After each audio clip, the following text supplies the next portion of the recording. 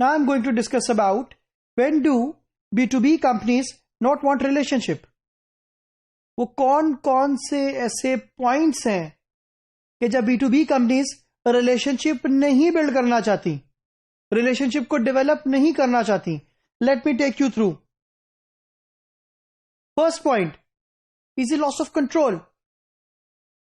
When then B2B fear loss of control, they try not to build relationship with the customer.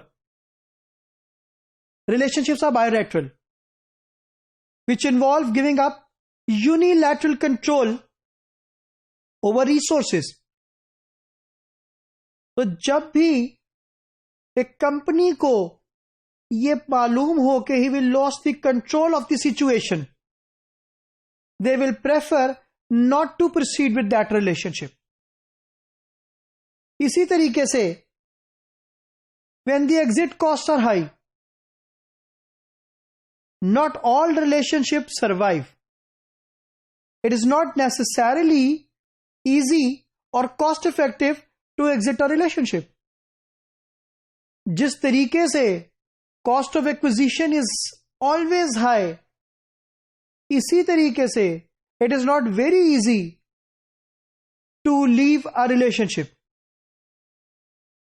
So organization को जब ये पता लगता है कि exit cost of maintaining a relationship with a relationship is high, they prefer not to build that relationship. For example, मैं इसकी बहुत आपको आसान सी एग्जांपल देता हूं. आप एज एन ऑर्गेनाइजेशन एक कस्टमर के साथ रिलेशनशिप में हैं और वो कस्टमर ये कहता है कि अगर आपने ये प्रोडक्ट मुझे विद इन 5 days डिलीवर ना किया, कुड बी एनी प्रोडक्ट, तो आपको डबल द प्राइस पे करनी पड़ेगी. क्या इस सूरत में आप ये प्रेफर करेंगे कि रिलेशनशिप को आगे बढ़ाया जाए?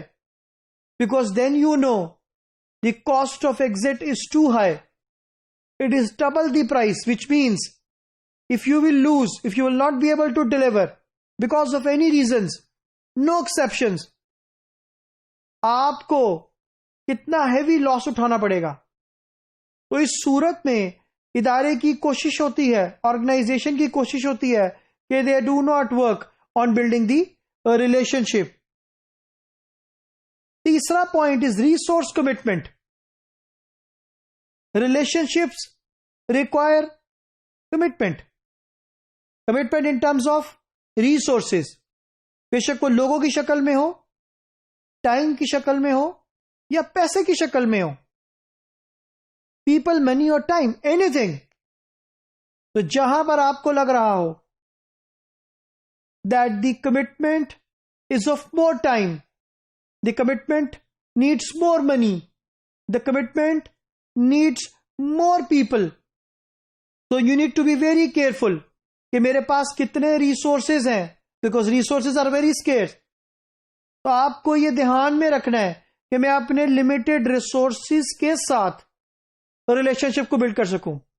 For example, if there is a customer और वो ये एक्सपेक्ट करता है कि आप उसके पास रोज 4 घंटे के लिए बैठे रहें and then you are able to meet him, इसका मतलब ये है कि आपका टाइम और आपके लोग दोनों अंडर यूटिलाइज्ड हो रहे हैं, रादर मिस यूटिलाइज्ड हो रहे हैं.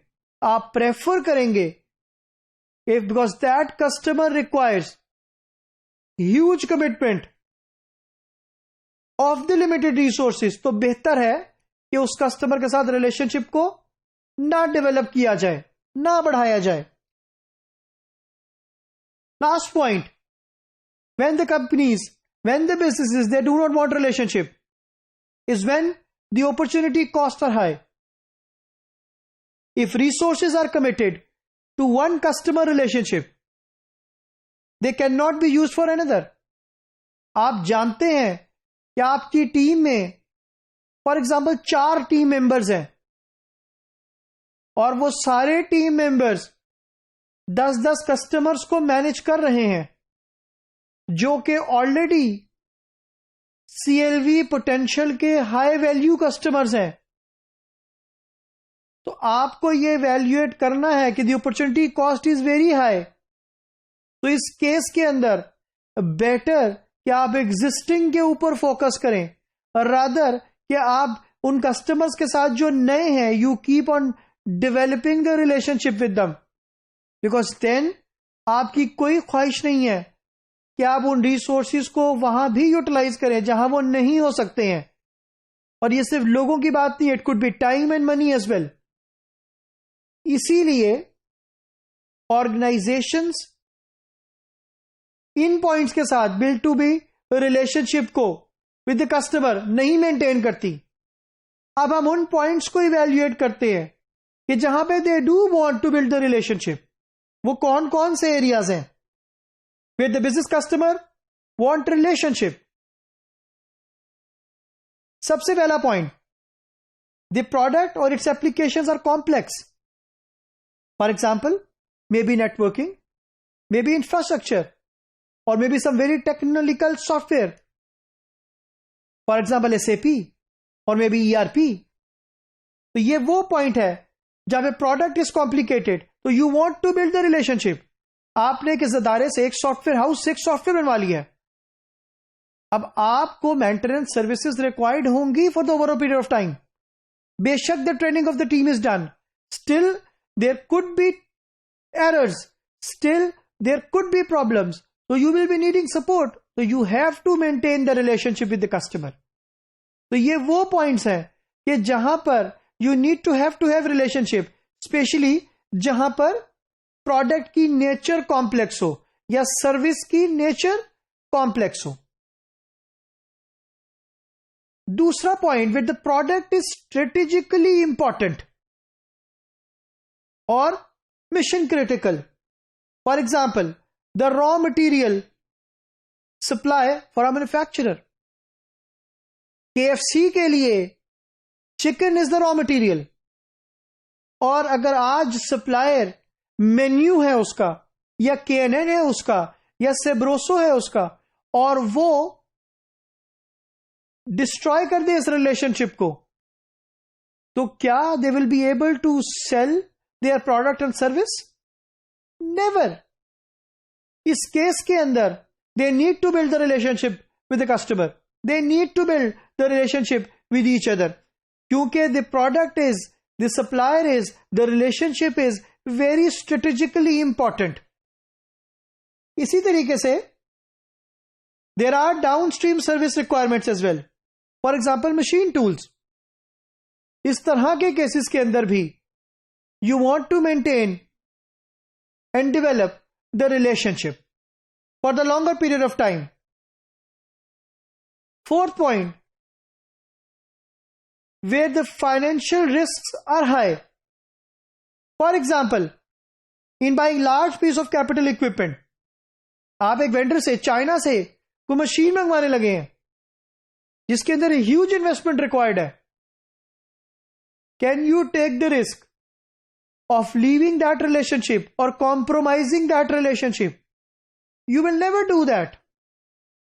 आपको क्या करना है, उस रिलेशनशिप को मेंटेन करना है, ताकि आप उस सिचुएशन में उस प्रोडक्ट को, उस सप्लाई को जो भी आप लेने के लिए जा रहे हैं, of that technical equipment, of that big high value product, आप उसको ठीक तरीके से मैनेज कर सके। तो financial risk are high in this case.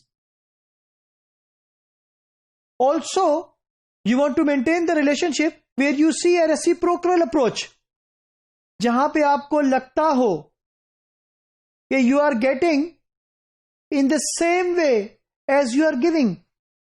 अगर आप कस्टमर को एक हाई वैल्यू ऑफर कर रहे हैं, तो customer is also giving you high price for it, customer is ready to pay the price for it, तो it is a reciprocal relationship.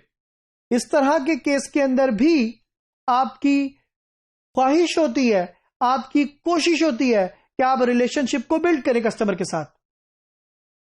So financial audit practice may want a close relationship with a management consultancy so that each party may benefit from the referral of the other। For example, आप देखेंगे banks insurance companies, audit companies, tax companies, management consultancy companies, they are all interconnected with each other. They want to build relationship with each other. क्योंकि they can use the same data. Even the telecom, आपके mobile की SIM which is being offered by a telecom company, वो data could be used as a reference by the bank, by the insurance company, by the health company, by the hospital, by any other company. So they want to have the relationship between each other. तो वो सारे points हैं जहां पर एक organisation relationship को build करना चाहती है, जहां पे they know if they will not do that they have to suffer, they will suffer. So ये वो पॉइंट्स हैं कि जिनके अंदर बेशक प्रोडक्ट की कॉम्प्लेक्सिटी हो और बेशक फाइनेंशियल रिस्क की बात हो, the organisation has to work in building the relationships.